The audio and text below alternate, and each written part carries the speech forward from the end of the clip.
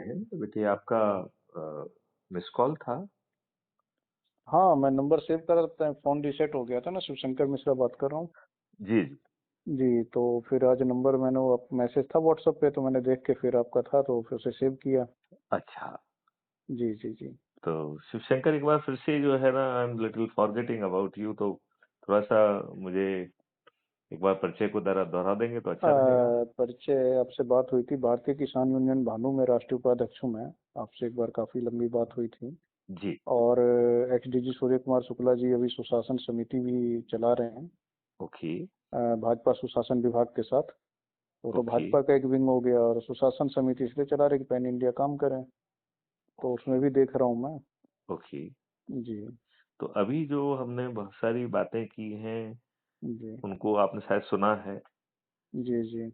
तो उसमें आपकी क्या मतलब क्या लगा आपको? सब चीजें सुनने का मौका मिला या नहीं सुनने का मौका मिला? नहीं, सुनने का मौका नहीं मिला। एक्चुअली मैं सुनने की कोशिश ही कर रहा था, फिर कॉल आ गए थे। तो बाकी जो आपका ये जो बयान था ना, हम्म। जो ग्रुप से आपका नंबर एग्जिट किया गया, एमपी एमपी उसमें आईपीएस ग्रुप से। अब वो सब पुरानी फालतू की बातें हैं, जी जी जी। उसका कोई हाँ। मायने नहीं रखता है। वो मालूम नहीं आपने कहाँ से पकड़ लिया उसको।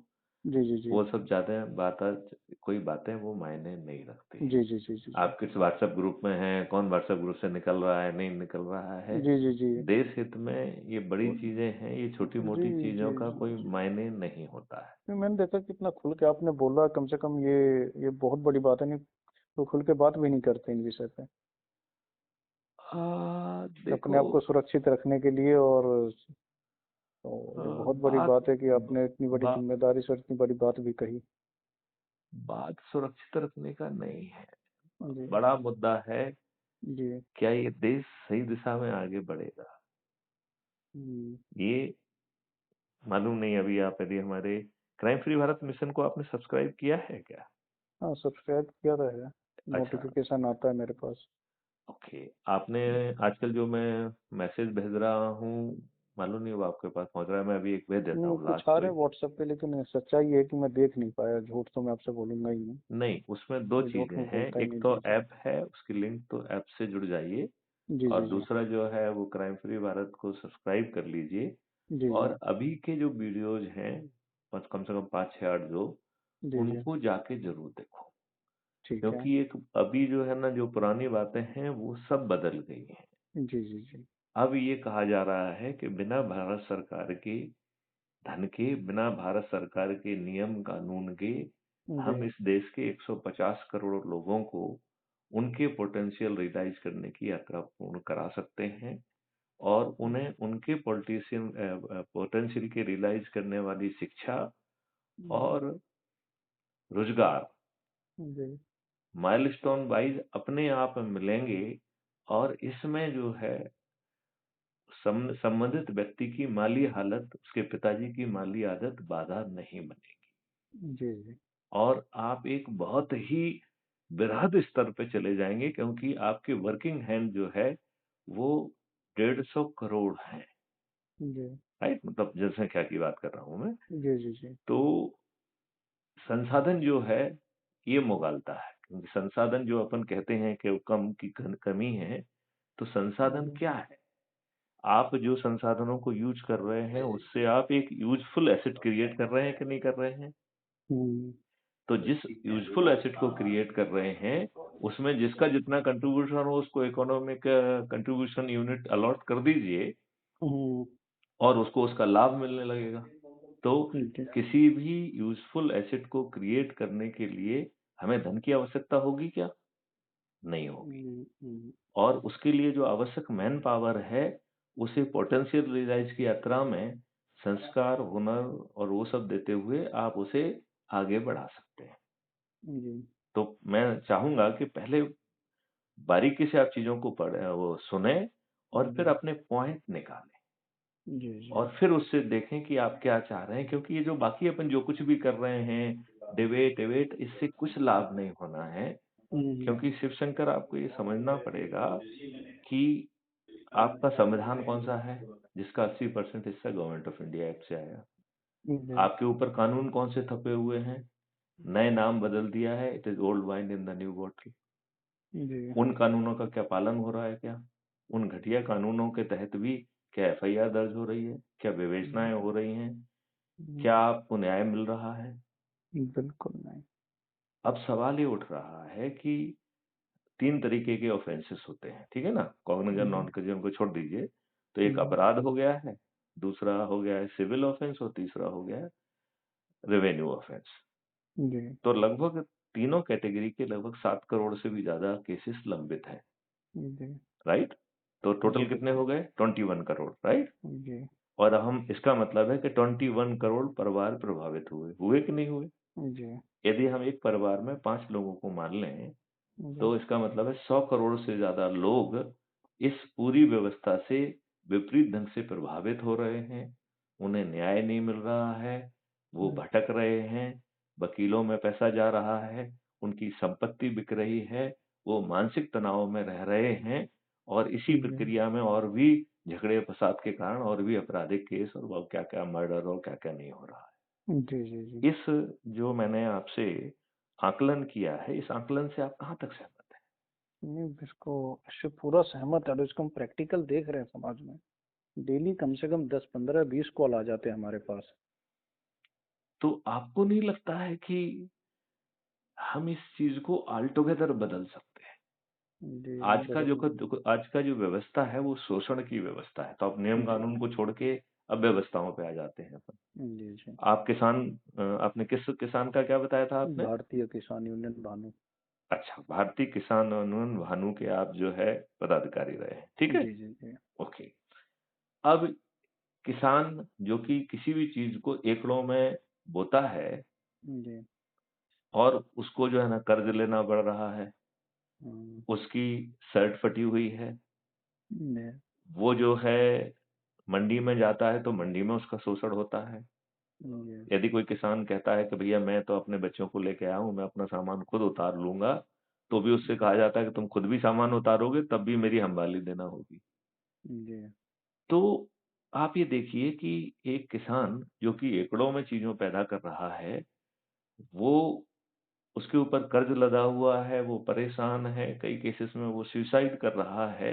हम्म, और उसके द्वारा जो उगाया हुआ सामान एक व्यक्ति 3 बाय 4 के ठेले में बेच रहा है, 3 बाय जी 5 के ठेले में बेच रहा है, उसके जी चेहरे पे जो है ना मुस्कुराहट है, 2-2 जो है ना कई लाइट लगी हुई, चमकीली हुई 2-2 3-3 नौकर हैं और वो जी अच्छा आराम से रह रहा जी। है। इस उदाहरण से आपने क्या समझा? इससे समझा कि जो किसान है उनको सही मूल्य नहीं मिल पा रहा, उसका सही सम्मान नहीं हो पा रहा है।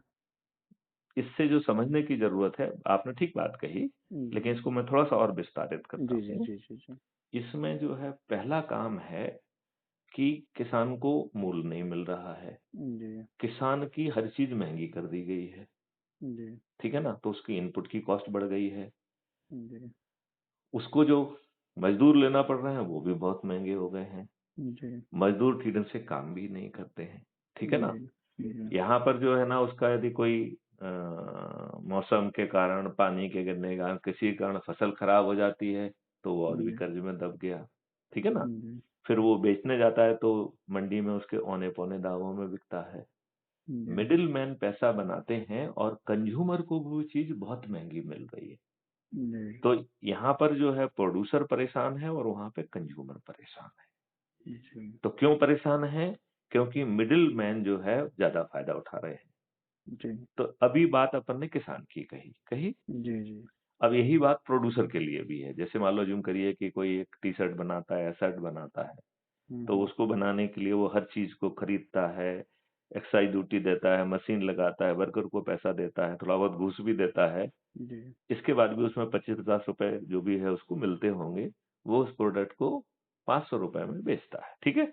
जी उसी के ही ₹500 वाले प्रोडक्ट को सील ठप्पा लगा के शोरूम वाला 2500 में बेचता है। जी तो ये मिडलमैन ने ऐसा क्या कंट्रीब्यूट कर दिया कि वो 2000 का फ़ायदा मिले और जिसने सब कुछ किया उसे ₹50 मिले? हम्म, ये समस्या क्या आपको समझ में आ रही है? बिल्कुल।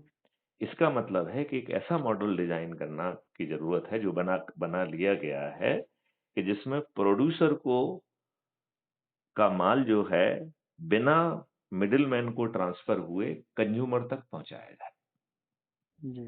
और यदि हम ऐसा करते हैं, तो बाकी जितनी भी चेन है, चाहे वो ट्रांसपोर्टेशन की हो, पैकेजिंग की हो, क्वालिटी हुँ, कंट्रोल की हो, वेयर हाउसिंग की हो या डिस्प्ले सेंटर की हो, हम एक नए कॉन्सेप्ट के साथ आ रहे हैं डिस्प्ले सेंटर, राइट? जी, या जी। होम डिलीवरी की हो। तो हुँ, कंज्यूमर को उसके घर पर हर जी। चीज़ की डिलीवरी होगी और वो भी द बेस्ट क्वालिटी में। और बीच वाले लोग फिर क्या हो जाएँगे? अभी क्या करते हैं, वो परचेज़ करते हैं, होर्ड करते हैं और उसमें मुनाफ़ा कमाते हैं।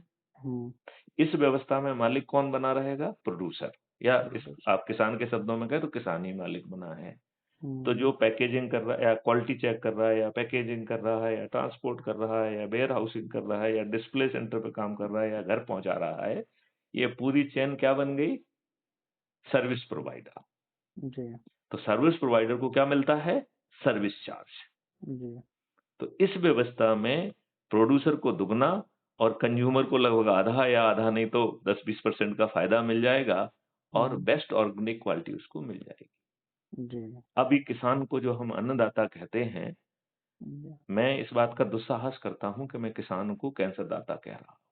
जी, वो अपने लाभ के लिए केमिकल फर्टिलाइज़र और पेस्टिसाइड का यूज़ कर रहा है, उसकी जो मिट्टी खराब हो गई है, उसमें जो जीवाश्म हुआ करते थे, जीवाणु हुए थे, तो जो मित्रवत होते थे, वो सब मर गए हैं। पहले मिट्टी भुरभुरी होती थी, उसमें खुशबू आती थी सौंधी-सी, वो जी, जी, खुशबू गायब हो गई है।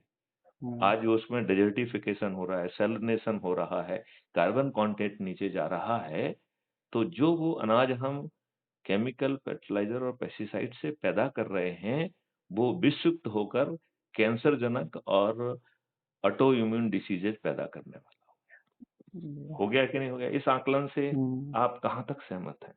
सहमत है, हमने इसके खिलाफ एक बार मुहिम भी चलाया था, जिसमें किसान मुहिम बोले नहीं कि चलाना है। हम देखो, देखो, मर देखो, जाएँगे अगर ऐसा नहीं करेंगे देखो, तो। हम ये कह जी, रहे जी, जी। हैं जस्ट अ मिनट, जी, जी। हमें समाधान लाना है, अब जी, आंदोलन नहीं करना है। और जी, जिसको जी। आंदोलन करना है, वो आंदोलन भी करता रहे क्योंकि आंदोलन जी, का फ़ायदा ये रहेगा कि जब आंदोलन करेंगे तो लोग एक मंच पे इकट्ठे होंगे और जी, उनको जोड़ने का मौका मिलेगा। जी, जी, जी। तो हम लोगों को जोड़कर मैन पावर को बिना इस बात में जाए कि वो गरीब है, अमीर है, उसका पोटेंशियल को नाप के माइलस्टोन वाइज़ उसे संस्कार, शिक्षा, शिक्षा को हुनर और फिर एक्सीलेंस में कन्वर्ट करते हुए उसे फिर हम डिप्लॉय करेंगे।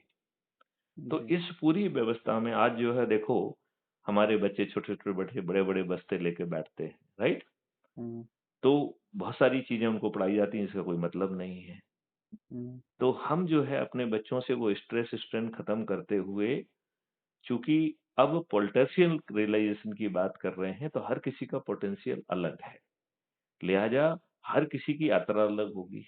तो जो अभी बिल्कुल, वर्तमान फालतू का कॉम्पिटिशन है, वो सब गायब हो जाएगा कि नहीं हो जाएगा? बिल्कुल हो जाएगा। ये वर्तमान कोचिंग-वोचिंग सब गायब हो जाएगी कि नहीं हो जाएगी? हुँ, येस और नो? बिल्कुल, बिल्कुल हो अच्छा, जाएँगी अब और ये इसकी बहुत माइलस्टोन है। आवश्यकता है।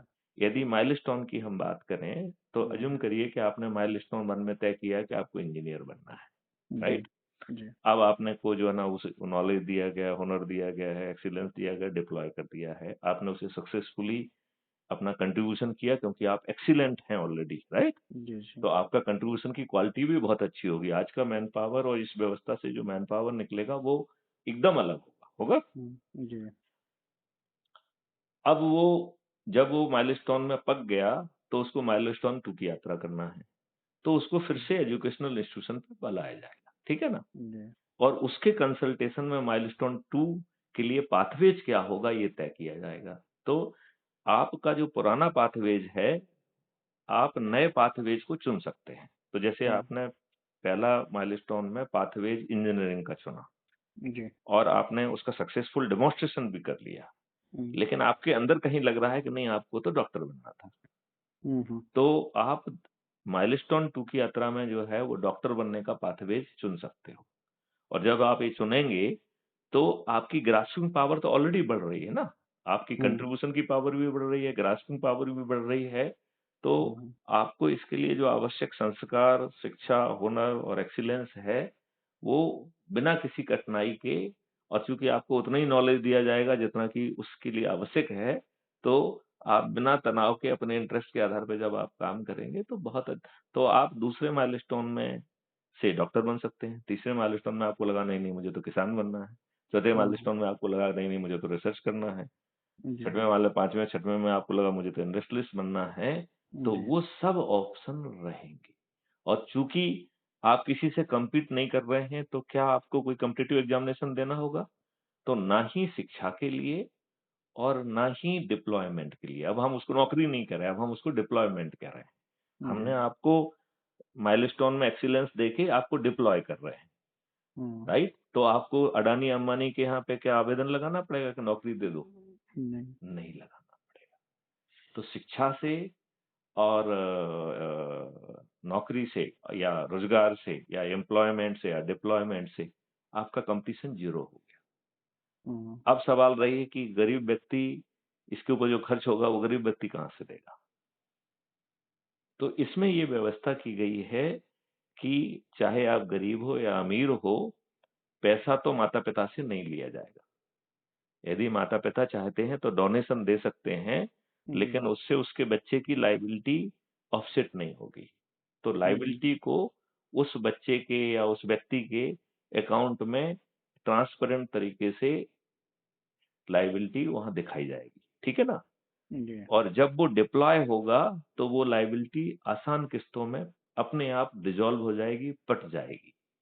जी, तो अब मुझे बताइए कि क्या किसी की गरीबी उसके पोटेंशियल रियलाइज़ेशन में बाधा बनेगी क्या? नहीं बनेगी इस। यदि एक मज़दूर का बेटा इंडस्ट्रियलिस्ट बनने की यदि उसमें पोटेंशियल है, तो वो इस व्यवस्था में बन पाएगा कि नहीं बन पाएगा? बिल्कुल बन जाना चाहिए। अच्छा, चूँकि डिफरेंट फ़ील्ड का जो है, बेस्ट जो है एक्सीलेंस जनरेट हो रहा है, तो आज जो फालतू का कॉम्पिटिशन है, जी, हम उस कॉम्पिटिशन को दूसरे ढंग से भी खत्म कर सकते हैं। जो हम्म, आइडिया लेके आ रहा है, वो हर चीज़ पूरी नहीं बनाएगा। वो कहेगा जी, साहब हमें इसके लिए इस तरीके की एक मोटर चाहिए। तो जो मोटर हम्म, का जो है ना एक्सीलेंस हासिल किया है, वो उसके हम्म, रिक्वायरमेंट की मोटर जो है ना बना के देगा। जी, दूसरी चीज़ बना के देगा, तो जो टोटल कंप्लीट कॉन्सेप्ट के तहत जो चीज़ निकल के आएगी, हमारे इक्विपमेंट बेस्ट बेस्ट होंगे वर्ल्ड में, जी, होंगे कि नहीं होंगे? हम्म, और आज जो है, जो 1000 करोड़ की जो चीज़ बनाते हैं, हम उसे 10 करोड़ में बना देंगे। जी, तो हमारी चीज़ तो विश्व में जो है ना ऐसे बिकेगी। बिल्कुल, और इसी तरीके से हम अपनी मिट्टी को भी जीवित करेंगे, गौशालाओं की चैन से। तो कभी जी, मैं आपको विस्तार से वो बात समझाऊँगा। जी, जी, और वैभव, हमारी हर चीज़ रिकॉर्ड होती है, जी, जी, तो जी। आपकी जो इस वार्तालाप के बाद आपका देश की जनता के नाम क्या संदेश है? देश की जनता के नाम संदेश ये है कि सबसे पहले तो कुछ भी करने के लिए हमारे अंदर राष्ट्र प्रेम होना बहुत जरूरी है। वैभव, मैं यहाँ थोड़ा काटूँ क्या आपको? थोड़ी जी, आपकी बात बिल्कुल, को थोड़ा-सा बिल्कुल। जी, टोकूँ जी, क्या? काट सकते हैं, मैं ये बिल्कुल। कह रहा हूँ कि ये देश प्रेम और ये लवादे को अपन दूर रखें। जी, आप तो अपने आप से प्रेम करो, अपने स्वार्थ से प्रेम करो। हम्म, और अपने लाभ के लिए अपने पोटेंशियल को रियलाइज़ करो, अपने आप को मैक्सिमाइज़ करो। यदि भारत का हर व्यक्ति मैक्सिमाइज़ हो जाएगा, तो राष्ट्र हित, देश हित सब अपने अपने आप ही अपने। हो जाएगा ना? जी, जी, जी, नहीं, नहीं। जी, आपको जी, कहने की मुझसे ज़रूरत है क्या? नहीं, नहीं, फिर यदि बिल्कुल हम नहीं है। में से आप सभी लोग अपने-अपने फ़ील्ड के एक्सीलेंट नमूने होंगे जी, और जी, हम हर ग्रेजुअल यात्रा में अपने आप को मॉडिफ़ाई करते जाएँगे, तो आपका पोटेंशियल भी इवॉल्व करेगा। बिल्कुल, बिल्कुल, क्योंकि जो सीड है, उसका पोटेंशियल तो वट वृक्ष बनने का है, लेकिन वो तब बनेगा जब उसको अनुकूल वातावरण मिले। बिल्कुल। चलिए, तो मैं आप अपना संदेश पूरा करिए। तो जी, देशभक्ति, राष्ट्रभक्ति ये सब जो है ना छोड़ दीजिए। जी, सबसे पहले आप अपने आप को मैक्सिमाइज़ करिए। यदि हम सब लोग अपने आप को मैक्सिमाइज़ करेंगे और वो आपस में कोऑर्डिनेटेड है, जी, तो ये देश जो है ना ये अद्भुत होगा। और जब भारत अद्भुत होगा, तो दूसरे लोग भी कहेंगे, अरे यार, ये तो बड़ा सरल रास्ता है। तो जी, इस रास्ते से भारत फिर विश्व गुरु भी बन जाएगा। तो भारत विश्व गुरु जो है, डोमिनेशन से नहीं बनेगा। लेकिन एक चीज़ हम यहाँ हम्म, पे फिर भी कहना चाहेंगे कि हमको अपने डिफेंस में भी यही शक्ति जो है, जी, बड़ा बनाएगी, राइट? जी, क्योंकि जो चीज़ जो है ना वो एक्सटॉर्शन के तहत जो है ना बहुत महँगी बेचते हैं, हम उसको सस्ता बेच पाएँगे और अपनी सुरक्षा कर पाएँगे और जी, चूँकि हमारी डिस्ट्रीब्यूटेड स्ट्रेंथ होगी, तो कोई हमारे ऊपर आँख नहीं दिखा पाएगा। हुँ, जैसे फॉर एग्ज़ाम्पल बताएँ चाइना। अब जी, चाइना ने जो है ना एक पाकिस्तान से कॉन्स्पिरेसी करके अपने एरिया से वहीं से तिब्बत से जो है ना एक हाईवे बना लिया, फाइबर वे बना लिया। अब हम हाइट पे बैठे हैं, यदि जी, हम हज़ारों जो है ना ड्रोन को पहले से ही कंसीव करके वहाँ रखें, यदि जी, चाइना ने आँख दिखाई तो एक बटन दबा के सभी जो है ना इतने छेद कर देंगे कि उसे समझ में नहीं आएगा कि एक कदम भी कैसे चले। जी, जी, तो ये विश्वास की आपसे कोई पंगा नहीं लेगा, लेकिन आपको डिफेंस साइड में भी शक्तिशाली रहना पड़ेगा। जी, यदि आप डिफेंस साइड साइड में शक्तिशाली नहीं होते हैं और अदरवाइज़ सब हर व्यक्ति सनी दुखी हो जाता है, वो धनी हो जाता है और मैक्सिमाइज़ हो जाता है, तो ये दुष्ट लोग आपके ऊपर आक्रमण करके आपकी जो शक्ति कम होगी तो जो है ना ये आपको तोड़ देंगे, जी। राइट? चलिए अब आप अपना संदेश पूरा करिए। संदेश मेरा यही है कि अगर हम अपने आप को कैपेबल करते हैं, परिपूर्ण करते हैं किसी भी क्षेत्र में, अगर हम अपने घर की जैसी की सफाई करते हैं और एक एक व्यक्ति ने अपने घर की सफाई की तो पूरा हमारा क्षेत्र जो है साफ है, पूरी सोसाइटी साफ है। एक एक व्यक्ति अपने आप को सशक्त करता है, अपने आप को प्रशिक्षित करता है, अपने आप को योग्य बना लेता है, तो हमें कहीं भी भटकने की आवश्यकता नहीं होती है। क्योंकि मान लीजिए हम किसी क्षेत्र में 100 लोग हैं और 100 के 100 लोग कैपेबल हैं, 100 के 100 लोग योग्य हैं, तो हमें कहीं भी इधर उधर जाने की आवश्यकता नहीं है। जिस जिस क्षेत्र में हम प्रशिक्षित है उस क्षेत्र में हम अपना काम स्वयं कर सकते हैं, ना नौकरी की आवश्यकता है, ना कुछ अपना और व्यवसाय अपना उसमें भी काम शुरू घुटन कर नहीं सकते हैं। होगी, उसमें भी कोई घुटन नहीं होगी। क्योंकि आप जो है ना यदि आपको लग रहा है कुछ नहीं कर पाए हैं, तो जी, जी, माइलस्टोन 2 में आप उसको कर लीजिए। जी, जी, यदि जी, इसके बाद लग रहा है कि नहीं-नहीं अब तो हम ये भी कर सकते हैं, तो हाँ, माइलस्टोन 3 में वो कर लीजिए। हाँ, लाइफ क्या हो गया ना, हम लोग का जैसे सिखाया गया बचपन से, तो क्या पहले गियर में अगर फंस गए तो हम पहले गियर में ही चल रहे हैं। चल रहा है, गियर शिफ्ट करेक्ट। करने का ऑप्शन नहीं है हमारे पास। हाँ, लेकिन अब क्या इसमें हम गियर शिफ्ट कर सकते हैं? पहले गियर में चले, नहीं इसमें नहीं समझ आ रहा, सेकंड गियर चाहिए, थर्ड गियर चाहिए, फोर्थ गियर चाहिए, फिफ्थ गियर चाहिए, तो यहाँ शिफ्ट करने का आपके पास ऑप्शन है। और जहाँ पे आप गियर शिफ्ट कर रहे हैं, वहीं पे आप कंट्रीब्यूशन भी कर पा रहे हैं। जी, जी, जी, क्योंकि आपका डिप्लॉयमेंट हो रहा है जी, जी, और जी, डिप्लॉयमेंट भी आपकी कंसल्टेशन से हो रहा है। जी, तो जी, आप जी, ये तय कर सकेंगे कि साहब आपको तो 1000 जगह पे डिप्लॉय हो सकते हैं आप। तो आप बिल्कुल, ये तय करेंगे कि हाँ साहब मैं इस जगह पे जाना चाहता हूँ। जी, तो जी, जब शिक्षा आपको आपके माइलस्टोन की मिली, आपकी इच्छा से मिली, आपको उसमें एक्सीलेंस मिल गया और आप अपने ही मर्ज़ी की जगह पे डिप्लॉय हो रहे हैं, तो आप वॉलंटरली बेस्ट परफ़ॉर्मेंस दे पाएँगे कि नहीं दे पाएँगे? बिल्कुल दे पाएंगे, आपका कंट्रीब्यूशन बेस्ट होगा बिल्कुल, और वो बेस्ट लगातार बेस्ट का बेस्ट होता ही जाना है। जी, तो ये भारत अद्भुत नहीं होगा, इसके लिए हमें भारत सरकार के पैसे की ज़रूरत क्यों है? नहीं है, और बाद में तो जो है ना, जो इसमें जो मॉडल्स हैं, वो मैं आपको समझाऊँगा बाद में जी, कि जैसे ज़ूम करिए कि हम बहुत बड़ी गौशाला खोलना चाहते हैं, जी, तो उसके लिए गाय चाहिए, लैंड चाहिए, उसके लिए फॉडर के लिए वो चाहिए, मेडिसिनल प्लांट चाहिए, राइट? जी, बगल में जी, जो है ना भूसा और उस सब चीज़ों के लिए भी ऑर्गेनिक यदि खेती उनको मिलती है, तो हम अपने गायों को जो है ना बहुत अच्छा वो दे सकते हैं, ध्वनि यंत्र बना सकते हैं। उनको जी, गायों को जो है नहलाने के लिए, धुलाने के लिए हम मसाजिंग मशीन्स, बुर्स, नोज़ल्स उनकी जी, व्यवस्था कर सकते हैं। ध्वनि यंत्रों में जो है बहुत एडवांस किस्म के जो है ओपन वाले जो है ध्वनि यंत्र रहेंगे जो बाहर खराब नहीं होंगे और जी, उसमें जो है कृष्ण की बांसुरी और वेद मंत्र चलेंगे, तो जी, गाय का वो जो पूरा एम्बियंस है, वो आज जी, की तुलना में एकदम भिन्न होगा कि नहीं होगा? बिल्कुल हो जाएगा। तो गाय जो अभी ऑलरेडी अल्फा 2 वैरायटी मिल्क देती है अमृत तुल्य, जब वो औषधि खाएगी तो उसमें अमृत भी होगा, औषधि भी होगी और जब जी, उसकी पूजा होगी, जी, तो आपको जो सुकून मिलता है और आपको जो स्ट्रेस रिलीज़ होते हैं, वो सब जो है ना आपको मिलेगा। अब जी, इस सबको ज़मीन पे उतारने के लिए जो भी कंट्रीब्यूट कर रहा है, उसको हमारा यदि इंजन इकोनॉमिक कंट्रीब्यूशन यूनिट पारदर्शी तरीके से अलॉट करता है, तो क्या जी, हमें धन की ज़रूरत होगी? नहीं होगी, अगर ऐसा संभव हो जाता तो बिल्कुल नहीं होगी। नहीं, मतलब जैसे अज्यूम करिए कि एक स्ट्रक्चर बनाने वाला है, वो 100 करोड़ का बिज़नेस आज कर रहा है, जी, राइट? जी, जी। अब हम उसको अपने पास बुलाते हैं कि जी, भाई जी। देखिए आपको ये तकलीफ आती है, जो 100 करोड़ का बिज़नेस कर रहे हैं वो करते रहिए। जी, जी, जी। हमारे जो है ना आप गौशालाओं के लिए स्ट्रक्चर बनाइए, राइट? जी। जितना आप बनाएँगे, हम हुँ। उसका इकोनॉमिक कंट्रीब्यूशन यूनिट आपको देंगे, तो गौशाला से जो लाभ होगा, उसका जी। उतना प्रोपोर्शनेट प्रॉफिट आपको पहुँचेगा। जी, जी, तो जी। आप 100 करोड़ की जगह आपने 400 करोड़ का भी काम किया, जी, राइट? जी। जी। तो जो 300 करोड़ का एक्स्ट्रा काम किया, जी। इसके लिए आपका जो है बिज़नेस डाइवर्सिफ़ाई हो गया, अभी तो आप बेचने का काम कर रहे हो। हुँ, फिर हुँ। आप जो है प्रोडक्टिव एसेट में पार्टनर बन गए हो।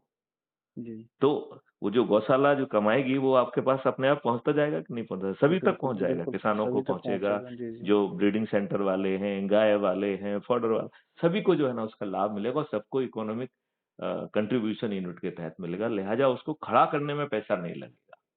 जी। और उसको चलाने के लिए जो कौन से लोग आएँगे, जो कि माइलस्टोन में एक्सीलेंस पाके best suited for that job. जी, जी, जी। तो आप बताइए आपको ना तो मैन पावर की प्रॉब्लम है और हुँ। फिर इन्वेंशन के साथ रोबोटिक्स से लेके हर चीज़ उसमें यूज़ की जाएगी, जिससे आदमी जो है वो केवल डिसीजन मेकिंग एंड पे रहे, राइट? हुँ, हुँ। और उसकी जो फालतू की मेहनत टर्चरी उससे वो दूर रहे। तो आपकी गौशालाएँ कैसी दिखेंगी? एकदम बहुत बेहतर। बेहतरीन दिखेंगे। और वो जो है गो-अमृत जो जीवामृत, घन अमृत, माइक्रोब्स, माइक्रो न्यूट्रिएंट्स और उन सबको जो है ना इस सिस्टम के तहत खेतों में पहुँचाया जाएगा और किसान से भी पैसा नहीं लिया जाएगा।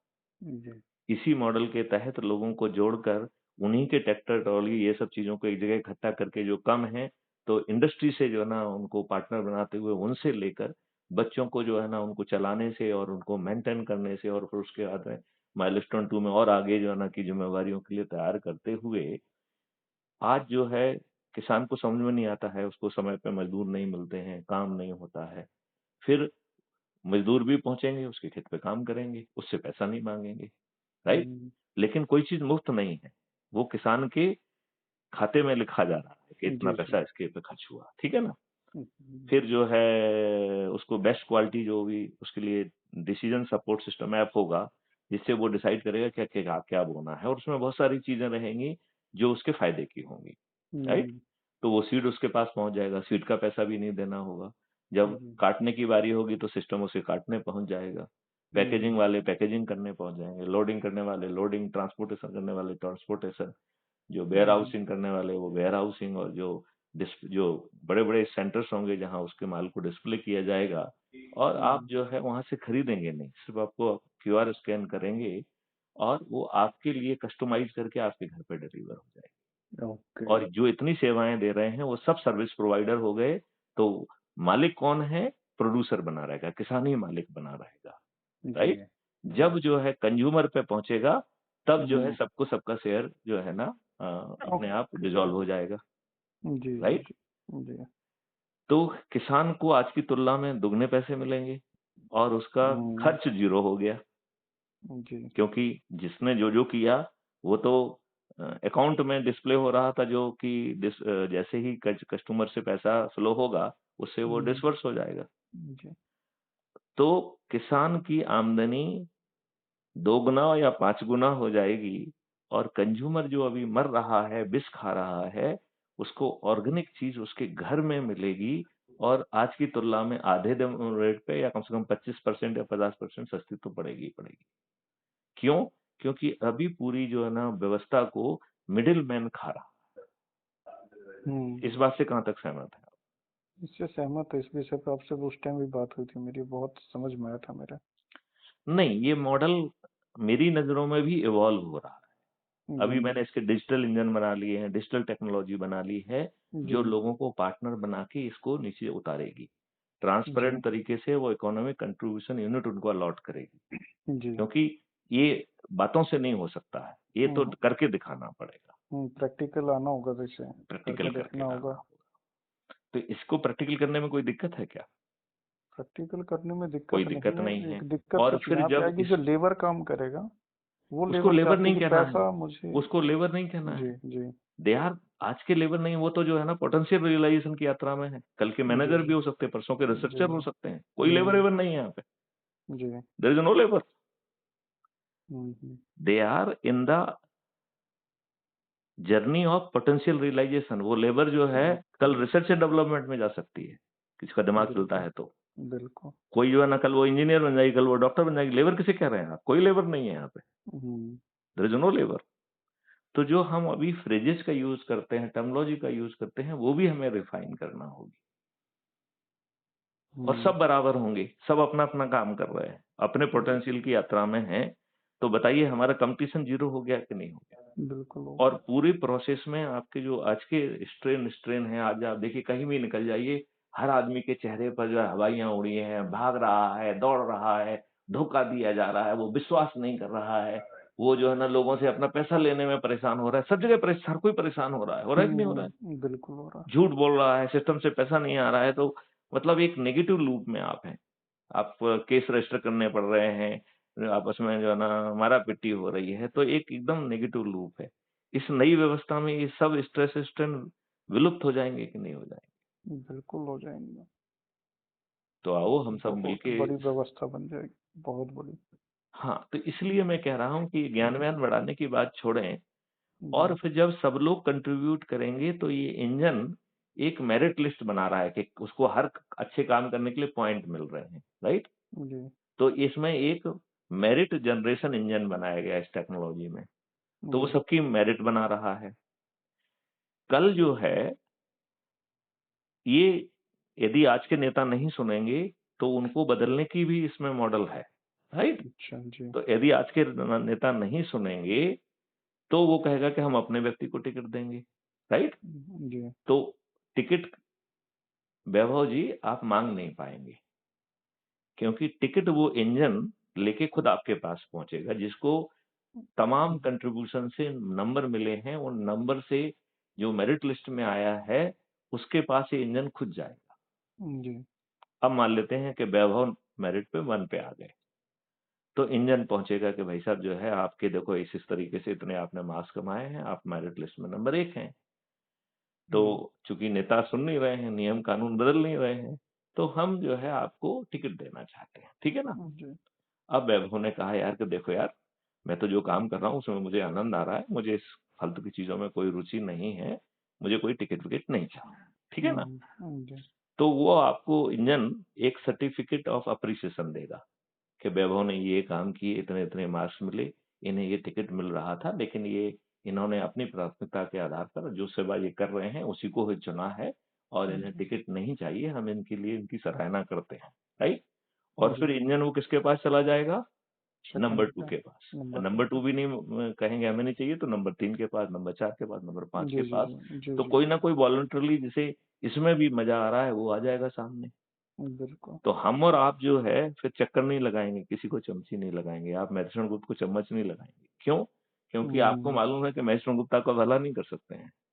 यदि हम्म। आप अपना काम करके मेरिट लिस्ट में आएँगे तो अपने आप आपके पास चीज़ें चल के पहुँचेंगी।